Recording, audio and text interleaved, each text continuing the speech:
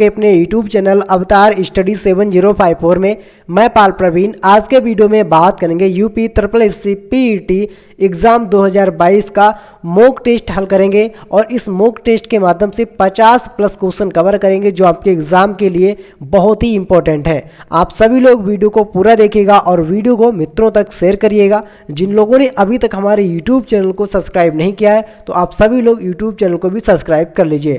तो आइए मित्रों शुरुआत करते हैं आज की शानदार क्लास के साथ। आज का पहला प्रश्न है, भारत में प्रथम रेलवे लाइन किसने बिछवाई थी? मोस्ट इंपॉर्टेंट क्वेश्चन है, सभी लोग एक बार वीडियो को शेयर कर देंगे। भारत में प्रथम रेलवे लाइन की बात करें तो लॉर्ड डलहौजी के द्वारा भारत में प्रथम रेलवे लाइन बिछवाई गई थी। ठीक है।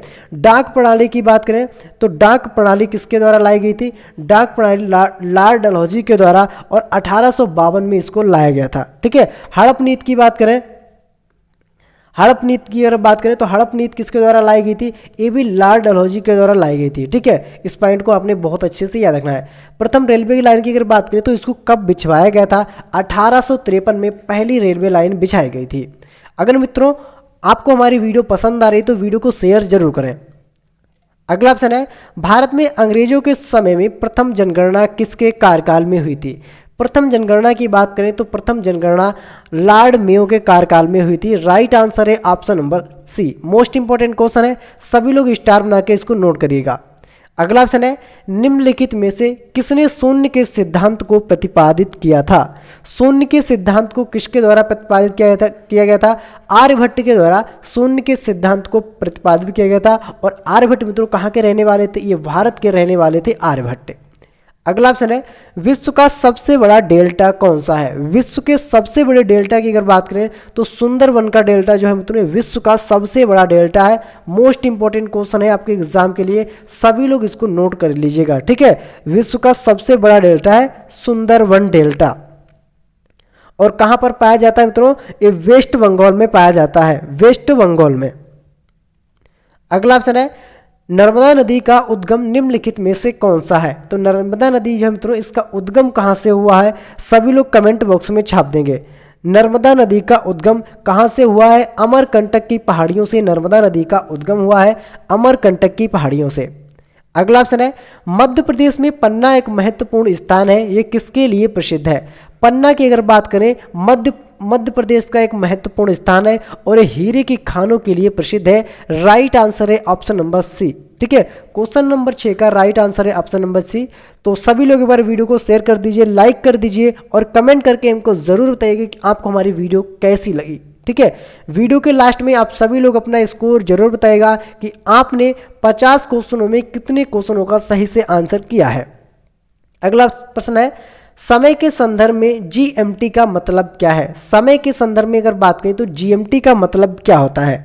राइट आंसर सभी लोग करेंगे। राइट आंसर हो जाएगा इसका option number B, Greenwich mean time. क्या होता है मित्रों? जीएमटी का मतलब होता है ग्रीनविच मीन टाइम। अगला ऑप्शन है, किसके शासनकाल में सबसे अधिक मुगल आक्रमण हुए थे? अगर बात करें मुगल आक्रमण की तो किसके शासनकाल में सबसे अधिक मुगल आक्रमण हुए थे? आप सभी लोग कमेंट बॉक्स में छापेंगे। अलाउद्दीन खिलजी। राइट आंसर है option number D, Alauddin Khilji के शासनकाल में सबसे अधिक मुगल आक्रमण हुए थे, आपने याद रखना है। अगला ऑप्शन है, किसे भारत में हरित क्रांति का जनक कहा जाता है? मोस्ट इंपॉर्टेंट क्वेश्चन है, एग्जाम में आपके क्वेश्चन छप सकता है तो सभी लोग इसको स्टार बना के नोट करिएगा। हरित क्रांति का जनक किसको कहा जाता है? राइट आंसर है ऑप्शन नंबर ए, MS स्वामीनाथन को हरित क्रांति का जनक कहा जाता है। ठीक है। राइट आंसर है ऑप्शन नंबर ए। अगला ऑप्शन है, निम्नलिखित में से किसे प्राकृतिक का सुरक्षा बल्ब कहा जाता है? प्राकृतिक का सुरक्षा बल्ब की अगर बात करें तो किसको कहा जाता है? ज्वालामुखी को प्राकृतिक का सुरक्षा बल्ब कहा जाता है, आपने याद रखना है। अगला ऑप्शन है, संविधान में मौलिक कर्तव्यों को कब शामिल किया गया? आप सभी लोग कमेंट बॉक्स में छापिएगा कि संविधान को मौलिक कर्तव्यों में कब शामिल किया गया। यहीं पर संविधान से जुड़े कुछ इंपॉर्टेंट पॉइंट्स हम समझ लेते हैं। संविधान की स्थापना की अगर बात करें, ठीक है, स्थापना इसकी कब हुई थी? तो स्थापना संविधान को लागू किया गया था 26 जनवरी और 1950 को लागू किया गया था। बनकर कब तैयार हुआ था? तो बनकर हुआ था 26 नवंबर। ठीक है, 26 नवंबर और 1949 को संविधान बनकर तैयार हो गया था। लागू कब हुआ था? 26 जनवरी 1950 को, ठीक है। और इसमें अनुच्छेद की बात करें, संविधान में कुल अनुच्छेद की बात करें तो संविधान में कुल 395 अनुच्छेद हो जाते हैं, आपने इसको याद रखना है। भाग की अगर बात करें तो संविधान में कुल 22 भाग हैं। अनुसूची की बात करें, अनुसूची हो जाती है 12, ठीक है। वर्तमान समय में 12 है अनुसूचियाँ, लेकिन जब संविधान बनकर तैयार हुआ था तब वर्तमान उस समय अनुसूचियाँ 8 थी, लेकिन वर्तमान समय में अनुसूचियों की संख्या कितनी है? 12। तो ये मित्रों पॉइंट आपको बहुत अच्छे से याद रखने हैं। मौलिक कर्तव्यों को कब शामिल किया गया? तो जो मौलिक कर्तव्य थे मित्रों, इनको संविधान में 1976 में शामिल किया गया था। अगला ऑप्शन है रॉकेट किसके सिद्धांत पर काम करता है? जो रॉकेट होता है मित्रों, वह किसके सिद्धांत पर काम करता है? रॉकेट न्यूटन थे मित्रों, न्यूटन का तृतीय नियम, ठीक है, इनके तृतीय नियम के सिद्धांत पर रॉकेट जो होता है वह कार्य करता है। निम्नलिखित में से एक सिंधु घाटी स्थल पाकिस्तान में है। सिंधु घाटी स्थल पाकिस्तान में कौन सा है? आपका लोथल गुजरात में, कालीबंगा राजस्थान, आलमगीरपुर कहाँ पड़ता है मित्रों? आलमगीरपुर आपका यूपी में पड़ता है। और जो हड़प्पा है मित्रों, ये कहाँ पर पड़ता है? ये आपका पाकिस्तान में पड़ता है। अगला ऑप्शन है कौन सी पर्वत श्रेणी में दुनिया की दूसरी सबसे ऊंची चोटी केटू है? कौन सी पर्वत श्रेणी में दुनिया की दूसरी सबसे ऊंची चोटी जो है मित्रों, केटू जिसका नाम है, और दुनिया की दूसरी सबसे ऊंची चोटी है। कौन से पर्वत पर स्थित है? राइट आंसर है इसका ईस्ट काराकोरम पर्वतमाला पर। कहां पर मित्रों? ईस्ट काराकोरम पर्वतमाला पर यह चोटी स्थित है। केटू दुनिया की दूसरी सबसे ऊंची। पहली अगर बात करें, पहली हो जाती है आपकी माउंट एवरेस्ट, जिसको नेपाल में सागर माता के नाम से जाना जाता है। अगला ऑप्शन है निम्न में से किस राज्य में बॉक्साइट का भंडारण सबसे अधिक है? जो बॉक्साइट होता है, बॉक्साइट का भंडारण किस राज्य में सबसे अधिक मात्रा में है? राइट आंसर है इसका ऑप्शन नंबर बी, उड़ीसा राज्य में बॉक्साइट का भंडारण सबसे अधिक मात्रा में पाया जाता है। अगला ऑप्शन है गंगा का निचला मैदान भारत के किस पड़ोसी देश का विस्तृत है? जो गंगा का निचला मैदान है, ये भारत के किस पड़ोसी देश तक विस्तृत है, यानी किस पड़ोसी देश तक फैला हुआ है? राइट आंसर है इसका ऑप्शन नंबर बी, बांग्लादेश के साथ फैला हुआ है, आपने याद रखना है। अगला ऑप्शन है किन ग्रहों की कक्षाओं के मध्य क्षुद्र ग्रहों की बेल्ट है? किन ग्रहों की कक्षाओं के मध्य क्षुद्र ग्रहों की बेल्ट है? तो किन ग्रहों के मध्य क्षुद्र ग्रह की बेल्ट? राइट आंसर है इसका ऑप्शन नंबर डी, मंगल और बृहस्पति के मध्य है, ठीक है। अगला ऑप्शन है भारत की वित्तीय राजधानी क्या है? मोस्ट इंपोर्टेंट क्वेश्चन है। भारत की वित्तीय राजधानी की बात करें तो राइट आंसर है ऑप्शन नंबर सी, वित्तीय राजधानी हो जाती है मित्रों मुंबई। और भारत की राजधानी की बात करें तो दिल्ली भारत की राजधानी है, आपने इसको याद रखना है। दिल्ली से पहले राजधानी कहाँ थी? कलकत्ता। इस पॉइंट को भी आप अच्छे से याद रखेंगे। और 1911 में दिल्ली को राजधानी बनाया गया था। अगला ऑप्शन है राज्य में मंत्रियों की परिषद का प्रमुख कौन होता है? जो मंत्री होते हैं, मंत्रियों की परिषद का प्रमुख कौन होता है राज्य में? राइट आंसर है ऑप्शन नंबर सी, राज्य का मुख्यमंत्री, ठीक है। अगला ऑप्शन है गांधी जी ने निम्नलिखित कारण से असहयोग आंदोलन वापस ले लिया था। तो किन कारणों से गांधी जी ने असहयोग आंदोलन को वापस लिया था? चोरी चौरा कांड, चंपारण, काकोरी षड्यंत्र, या फिर वारदोली सत्याग्रह आंदोलन, ठीक है। तो गांधी जी ने जो सत्याग्रह आंदोलन हुआ था, असहयोग आंदोलन को चोरी चौरा कांड के बाद इसको वापस ले लिया था। 1922 में चोरी चौरा कांड हो गया था, आपने इसको अच्छे से याद रखना है। गांधी जी से जुड़े महत्वपूर्ण जो आंदोलन है उनको समझ लेते हैं। चंपारण की बात करें तो ये 1917 में बिहार में चालू किया गया था। कहाँ पर? बिहार में। और बिहार में तीन कटिया प्रथा को समाप्त करने के लिए गांधी जी ने 1917 में बिहार के चंपारण जिला में ये आंदोलन चलाया था। खेड़ा आंदोलन की बात करें तो 1918 में इसको चलाया गया। खिलाफत आंदोलन 1919 में, असहयोग आंदोलन 1920 में, और इसको वापस ले लिया गया था 1922 में। भारत छोड़ो आंदोलन 1942 में, और यहीं पर गांधी जी ने नारा दिया था करो या मरो का, ठीक है। सविनय अवज्ञा आंदोलन, डंडी मार्च और गांधी और इरविन समझौते के लिए सविनय अवज्ञा आंदोलन को चलाया गया था। अगला ऑप्शन है भारतीय संसद के ऊपरी सदन का नाम क्या है? तो भारतीय संसद है, इसके ऊपरी सदन के नाम की बात करें तो ऊपरी सदन हो जाता है इसका मतलब राज्यसभा, ठीक है। राज्यसभा के जो सदस्य होते हैं, इनका राज्यसभा के सदस्यों का कार्यकाल होता है। इनके कार्यकाल की अगर बात करें तो कार्यकाल इनका 6 वर्ष का होता है, ठीक है। कार्यकाल कितना का होता है? 6 वर्ष का राज्यसभा के सदस्यों का। अगला प्रश्न है वाहन पीछे से आने वाली वस्तुओं को देखने के लिए उपयोग करता है? अवतल लेंस, उत्तल लेंस, उत्तल दर्पण या फिर अवतल दर्पण। वाहन पीछे से आने वाली वस्तुओं को देखने के लिए जो शीशे का उपयोग किया जाता है वाहन में, वह किसका बना होता है? वह उत्तल दर्पण का बना होता है। किसका? वह प्रतिबिंब जो दर्पण जो बना होता है उत्तल दर्पण का। अगला ऑप्शन है विश्व का सबसे ऊंचा ज्वालामुखी पर्वत कोटोपैक्सी कहाँ स्थित है? विश्व का सबसे ऊंचा ज्वालामुखी पर्वत है कोटोपैक्सी, और ये कहाँ पर स्थित है? किस देश में स्थित है? सही आंसर है ऑप्शन नंबर डी, इक्वाडोर में। कहाँ पर स्थित है? कोटोपैक्सी जो पर्वत है मित्रों वह इक्वाडोर में स्थित है। अगला ऑप्शन है भारत द्वारा सरकार की संसदीय प्रणाली किस राष्ट्र के संविधान के आधार पर बनाई गई है? ठीक है, भारत सरकार द्वारा सरकार की संसदीय प्रणाली किस राष्ट्र के संविधान के आधार पर बनाई गई है? सही आंसर है इसका ऑप्शन नंबर है यूनाइटेड किंगडम के आधार पर बनाई गई है। जो यूनाइटेड किंगडम का संविधान है उसी के आधार पर भारत सरकार की संसदीय प्रणाली को गठित किया गया है। अगला ऑप्शन है संविधान सभा में उद्देश्य प्रस्ताव निम्नलिखित में से किसके द्वारा प्रस्तुत किया गया था?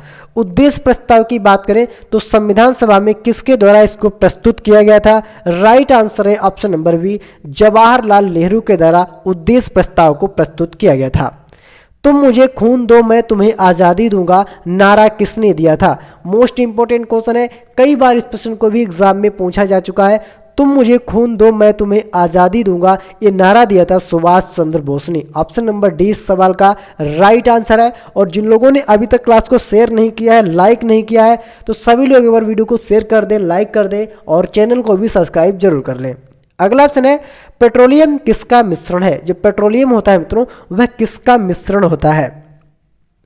क्वेश्चन नंबर 27 का राइट आंसर है ऑप्शन नंबर बी, हाइड्रोकार्बन का। ठीक है, पेट्रोलियम हाइड्रोकार्बन का मिश्रण होता है। हर्षवर्धन के काल में भारत आने वाले चीनी यात्री कौन थे? मोस्ट इंपोर्टेंट क्वेश्चन है, हर्षवर्धन के काल में भारत आने वाले चीनी यात्री कौन थे? जो हर्षवर्धन काल में चीन से यात्री आया था उसका क्या नाम था? राइट आंसर है ऑप्शन नंबर ए। ठीक है, फाहियान आया था। कौन आया? तो हर्षवर्धन के काल में फाहियान भारत आया था। अगला ऑप्शन है किस नदी तिब्बत में शांगुपो नदी है? किस नदी को तिब्बत में शांगुपो नदी कहते हैं? ठीक है, किस नदी को तिब्बत में शांगुपो नदी कहा जाता है? आप सभी लोग कमेंट बॉक्स में छाप दीजिएगा। क्वेश्चन नंबर 29 का राइट आंसर है ऑप्शन नंबर सी, ब्रह्मपुत्र नदी को। ठीक है, तिब्बत में इसको शांगुपो के नाम से जाना जाता है।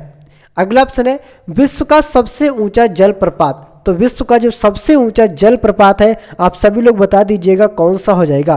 क्वेश्चन नंबर 30 का राइट आंसर है इसका ऑप्शन नंबर डी। ठीक है, नियांग्रा जलप्रपात है मित्रों, ये विश्व का सबसे ऊंचा जलप्रपात है, आपने इसको याद रखना है। अगला ऑप्शन है टेहरी जल विद्युत परिषद किस राज्य में स्थित है? टेहरी जल विद्युत परिषद किस राज्य में स्थित है? क्वेश्चन नंबर 31 का राइट आंसर है ऑप्शन नंबर ए, ये उत्तराखंड में स्थित है। कहां पर? उत्तराखंड में। अगला ऑप्शन है कौन सा ग्रह बौना ग्रह है? मोस्ट इंपोर्टेंट क्वेश्चन है, कौन सा जो ग्रह है मित्रों वह बौना ग्रह के नाम से जाना जाता है? राइट आंसर है इसका ऑप्शन नंबर, सभी लोग कमेंट करेंगे, ऑप्शन नंबर बी इसका प्लूटो। ठीक है, प्लूटो को 2006 में ग्रह की सूची से बाहर कर दिया गया। पॉइंट भी आपने इसको अच्छे से याद रखना है। ठीक है, प्लूटो अब ग्रह नहीं है, इसको भी आपने याद रखना है क्योंकि 2006 में इसको ग्रह की सूची से बाहर कर दिया गया। प्लूटो इसको बौना ग्रह कहा जाता है। अगला ऑप्शन है सागरमाथा निम्नलिखित में से किस पर्वत को कहा जाता है? तो सागरमाथा की अगर बात करें तो माउंट एवरेस्ट को, जो दुनिया की सबसे ऊंची चोटी है माउंट एवरेस्ट, और इसको नेपाल में, कहां पर? नेपाल में सागरमाथा कहा जाता है। इसको भी आपने बहुत अच्छे से याद रखना है, और दुनिया की सबसे ऊंची चोटी है दुनिया की। अगला ऑप्शन है निम्नलिखित में से किस राज्य में पंचायती राज का शुभारंभ सबसे पहले हुआ था? तो पंचायती राज का शुभारंभ सबसे पहले राजस्थान राज्य में किया गया था। मोस्ट इंपोर्टेंट क्वेश्चन है आपके एग्जाम के लिए। अगला ऑप्शन है पौधे के किस भाग से हल्दी प्राप्त होता है? जो पौधा होता है मित्रों, पौधे के किस भाग से हल्दी प्राप्त होता है? क्वेश्चन नंबर 35 का राइट आंसर सभी लोग करेंगे। क्वेश्चन नंबर 35 का ऑप्शन नंबर ए। ठीक है, तना से क्या होता है? हल्दी प्राप्त होता है पौधे की। अगला ऑप्शन है समुद्र में सर्वाधिक कचरा फैलाने में किस भारतीय नदी को शीर्ष स्थान प्रदान किया जाता है? तो गंगा नदी। ठीक है, समुद्र में कचरा फैलाने में सबसे अधिक जो श्रेय जाता है मित्रों वह गंगा नदी को जाता है, क्योंकि गंगा नदी के माध्यम से ही सबसे अधिक कचरा फैलाया जाता है और गंगा नदी को भारत की राष्ट्रीय नदी भी कहा जाता है। इसको आपने बहुत अच्छे से याद रखना है। अगला ऑप्शन है विश्व का सबसे बड़ा कार्बन उत्सर्जन देश कौन सा है? कार्बन उत्सर्जन देश की बात करें तो विश्व का जो सबसे बड़ा देश हो जाता है वह कौन सा होता है? ऑप्शन नंबर बी, कार्बन उत्सर्जन का जो सबसे बड़ा देश है वह चीन है। अगला ऑप्शन है भूमध्य रेखा के निकट किस शहर के किस तरह के वन पाए जाते हैं? भूमध्य रेखा के निकट किस तरह के वन पाए जाते हैं? क्वेश्चन नंबर 38 का ऑप्शन नंबर डी, उष्ण कटिबंधीय वन। कैसे पाए जाते हैं मित्रों? उष्ण कटिबंधीय वन पाए जाते हैं। सौरमंडल का सबसे गर्म ग्रह कौन सा होता है? सौरमंडल की अगर बात करें तो सबसे गर्म ग्रह कौन सा होता है? सौरमंडल का सबसे गर्म ग्रह होता है बुध, क्योंकि जो बुध ग्रह होता है मित्रों ये सूर्य के सबसे पास होता है। मान लीजिए ये सूर्य है, ठीक है, और सूर्य के सबसे जो पास ग्रह होता है आपका ये बुध होता है। इसको आपने बहुत अच्छे से याद रखना है। अगला ऑप्शन है कुतुब मीनार के पास स्थित लौह स्तंभ किस राजा ने बनवाया था? कुतुब मीनार के पास जो लौह स्तंभ स्थित है इसको किस राजा ने बनवाया था? और कुतुब मीनार सभी लोग कमेंट बॉक्स में बताएंगे कहाँ पर स्थित है। ठीक है, कुतुब मीनार कहाँ पर स्थित है? जो लौह स्तंभ स्थित है कुतुब मीनार के पास, इसको किस राजा के द्वारा बनवाया गया था? राइट आंसर है ऑप्शन नंबर ए, चंद्रगुप्त द्वितीय के द्वारा इसको बनवाया गया था। अगर यहीं पर बात करें तो कुतुब मीनार की जो निर्माण प्रक्रिया शुरू किसने की थी? तो कुतुब मीनार की जो निर्माण प्रक्रिया थी वो कुतुबुद्दीन ऐबक के द्वारा शुरू की गई थी, लेकिन वह इसको पूरा नहीं करा पाया और इल्तुतमिश के द्वारा, किसके द्वारा? इल्तुतमिश के द्वारा कुतुब मीनार के निर्माण को पूरा करवाया गया था। आपने इसको भी अच्छे से याद रखना है। और कहाँ पर स्थित है मित्रों? ये दिल्ली में स्थित है, दिल्ली में स्थित है। अगला ऑप्शन है ताजमहल की डिजाइन तैयार करने वाला वास्तुकार कौन था? ताजमहल की डिजाइन को तैयार करने वाला वास्तुकार कौन था? मोस्ट इंपोर्टेंट क्वेश्चन है। अगर बात करें ताजमहल की डिजाइन को तैयार करने वाले वास्तुकार की तो यहां पर आपका ऑप्शन नंबर 1 ई बढ़ा लीजिए और इसका नाम था उस्ताद। ठीक है, उस्ताद अहमद लाहौरी, उस्ताद अहमद लाहौरी। तो इसके द्वारा ताजमहल की डिजाइन को तैयार किया गया था। और अगर आपके ऑप्शन में नहीं मिलता है, ठीक है, तो आपको क्या लगाना है? उस्ताद ईसा। ठीक है, अगर आपको नहीं मिलता है, आपको ऑप्शन नंबर ई नहीं मिलता है, तब आपको उस्ताद ईसा लगाना है, नहीं तो आपको उस्ताद अहमद लाहौरी के द्वारा ताजमहल की डिजाइन तैयार करने वाला वास्तुकार था। अगला ऑप्शन है भारतीय संविधान के किस अनुच्छेद में राज्य के नीति निर्देशक तत्वों का उल्लेख है? तो राज्य के नीति निर्देशक तत्वों का उल्लेख संविधान के किस अनुच्छेद में है? ऑप्शन नंबर सी, अनुच्छेद 36 से 51 में राज्य के नीति निर्देशक तत्वों को शामिल किया गया है। यहीं पर अगर बात करें तो भाग 1 में कहां से कहां तक के अनुच्छेद है? भाग 1 में अगर हम बात करें तो अनुच्छेद कहां से 1 से लगाकर 5 तक, ठीक है, 1 से लगाकर 4 तक भाग अनुच्छेद है। और भाग 2 में अगर हम बात करें, भाग 2 में, ठीक है, तो 5 से 11। यही भाग 3 की बात करें, भाग 3 में कहां से कहां तक के अनुच्छेद हैं? तो आपके 12 से कहां तक? 12 से 35 तक। और भाग 4 की अगर बात करें तो भाग 4 में आपके क्या होते हैं? 36 से 51 तक आपका भाग 4 में आता है। आपने इसको याद रखना है, बहुत ही इंपॉर्टेंट पॉइंट है आपके एग्जाम के लिए। ठीक है, सभी पॉइंट महत्वपूर्ण है, इनको आप अच्छे से नोट करिएगा। अगला ऑप्शन है लावा मिट्टी पाई जाती है। क्वेश्चन नंबर 43 मोस्ट इंपोर्टेंट है। लावा मिट्टी कहां पर पाई जाती है? तो मालवा के पठार में लावा मिट्टी को पाया जाता है। अगला ऑप्शन है जब भारत के राष्ट्रपति और उपराष्ट्रपति दोनों के पद खाली हों तो उनका काम कौन करेगा? यानी भारत के राष्ट्रपति और उपराष्ट्रपति दोनों के पद अगर खाली होते हैं तो उस समय जो उनका कार्य देखता है तो वह किसके द्वारा देखा जाता है? भारत का मुख्य न्यायाधीश उस समय कार्य देखता है। ठीक है, अगर जब भारत का राष्ट्रपति का पद खाली होता है तब कौन देखता है? तब उपराष्ट्रपति राष्ट्रपति के पद का कार्य करता है, लेकिन दोनों के जब पद खाली होते हैं तो उनका कार्य भारत का मुख्य न्यायाधीश देखता है। अगला ऑप्शन है कार्बन टेट्राक्लोराइड के उदासन से मनुष्यों को क्या हो जाता है? उदासीकरण से मनुष्यों को क्या हो जाता है? ठीक है, क्वेश्चन नंबर 45 का राइट आंसर है ऑप्शन नंबर ए, वायकृत का कैंसर। क्या हो जाता है मित्रों? वायकृत का कैंसर हो जाता है। अगला ऑप्शन है, किस अधिनियम को ब्लैक बिल के नाम से जाना जाता है? अगर ब्लैक बिल की बात करें तो Rowlatt act, option number A इसका राइट आंसर है, जो 1919 में आया था। कब? 1919 में रोलेट एक्ट आया था और इसी के विरोध में 13 अप्रैल, ठीक है, 13 अप्रैल और 1919 को जलियांवाला बाग जो हत्याकांड हुआ था मित्रों, इसी के विरोध को लेकर हो गया था जलियांवाला बाग हत्याकांड। और इसको बिना अपील और बिना दलील का कानून कहा जाता है और इसको काला कानून भी कहा जाता है। आप इसको बहुत अच्छे से याद रखेंगे। कब आया था? 1919 में। इसमें क्या होता था कि जो स्वतंत्रता सेनानी थे तो उनको अगर अंग्रेजों को किसी पर भी शक होता था तो उसको 2 साल के लिए बिना केस यानी बिना कुछ किए उसको 2 साल के लिए वह अंदर रख सकते थे। अगला ऑप्शन है, किसके काल को मुगल चित्रकाल का स्वर्णकाल कहा जाता है? मुगल चित्रकाल की अगर बात करें तो किसके काल को स्वर्णकाल कहा जाता है? राइट आंसर है ऑप्शन नंबर बी, जहांगीर के काल को चित्रकला का स्वर्णकाल कहा जाता है। मानव सभ्यता के विकास की प्रथम अवस्था कौन सी थी? मानव सभ्यता के विकास की प्रथम अवस्था की अगर बात करें तो राइट आंसर हो जाता है इसका ऑप्शन नंबर ए, आशिकार अवस्था। कैसी थी? आशिकार अवस्था। यूनेस्को का मुख्यालय कहाँ स्थित है? यूनेस्को के मुख्यालय की बात करें तो यूनेस्को का जो मुख्यालय मित्रों वह कहाँ पर था? राइट आंसर है ऑप्शन नंबर आ, ठीक है। ये कहाँ था मित्रों? पेरिस में था। यहाँ पर कहाँ पर था मित्रों? ये पेरिस में था। राइट आंसर है ऑप्शन नंबर ए, पेरिस में यूनेस्को का मुख्यालय है। वर्षा की मात्रा निर्भर करती है, जो वर्षा होती है वर्षा की मात्रा किस पर निर्भर करती है? ऑप्शन नंबर बी इसका राइट आंसर है, वायुमंडल में नमी पर वर्षा की मात्रा निर्भर करती है। सूर्य में हीलियम में हाइड्रोजन का अनुपात है। सूर्य में हीलियम हाइड्रोजन का अनुपात है, तो आप सभी लोग बताएंगे सूर्य में हीलियम और हाइड्रोजन का जो अनुपात होता है वह किस अनुपात में होता है? ऑप्शन नंबर बी इसका राइट आंसर है। यहाँ पर हीलियम 3 होता है और हाइड्रोजन कितना होता है? हाइड्रोजन 1 होता है।